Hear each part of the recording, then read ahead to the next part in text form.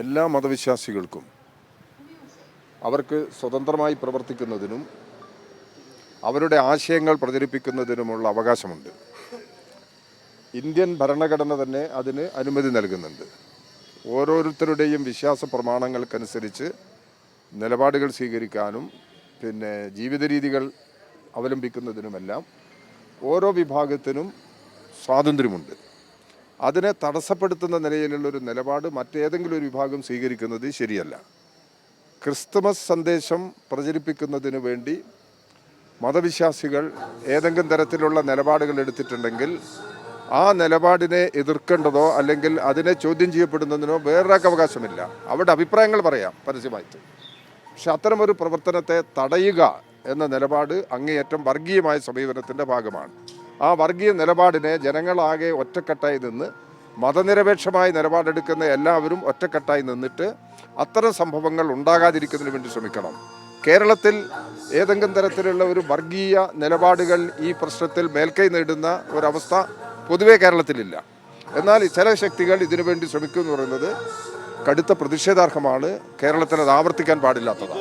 ഇതാണ് ഇത് സംബന്ധിച്ചുള്ള നമ്മുടെ നിലപാട്. ആഘോഷത്തിന്റെ പ്രശ്നമാണല്ലോ. കാരണം അത് ഓണം പോലെ ക്രിസ്മസ് എല്ലാവരും ആഘോഷിക്കുന്നില്ലേ? അതെ, ക്രിസ്തുമസ് എല്ലാവരും. ഇപ്പോൾ കേരളീയരുടെ ഒരു പ്രത്യേകതയുണ്ട്.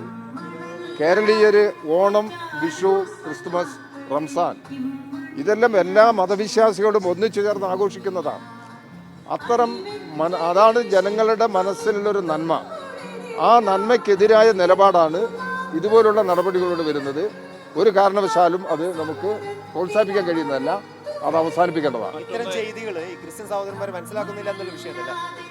അല്ല, അത് അവർ തന്നെയാണ് അതിൻ്റെ നിലപാടുകൾ പറയേണ്ടത്.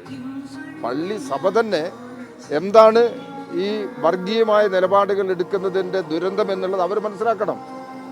അവരുടെ പള്ളിയിൽ മതവിശ്വാസികളായവരിൽ തന്നെ ഒരു വിഭാഗം, ഒരു ചെറിയ വിഭാഗം വർഗീയമായ നിലപാടുകൾ എടുക്കുന്നുണ്ട്.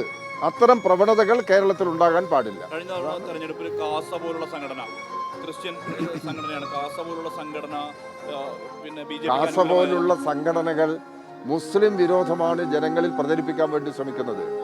അതൊരു തരത്തിലും കേരളം ഉയർത്തിപ്പിടിക്കുന്ന മതനിരപേക്ഷ സമൂഹത്തിൻ്റെയും അതിൻ്റെ നേട്ടത്തിൻ്റെയും ഭാഗമായി നമുക്ക് കാണാൻ പറ്റുന്നതല്ല.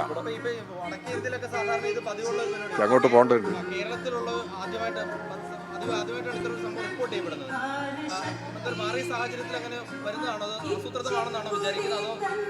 അല്ല, ഇത് കേരളത്തിൽ അനുവദിക്കുന്ന പ്രശ്നമില്ല. കേരളത്തിലെ ഗവൺമെൻറ് ഇത്തരം നിലപാടുകൾക്കെതിരെ ശക്തമായ സമീപനം എടുക്കും എന്നുള്ള കാര്യത്തിൽ സംശയമില്ല.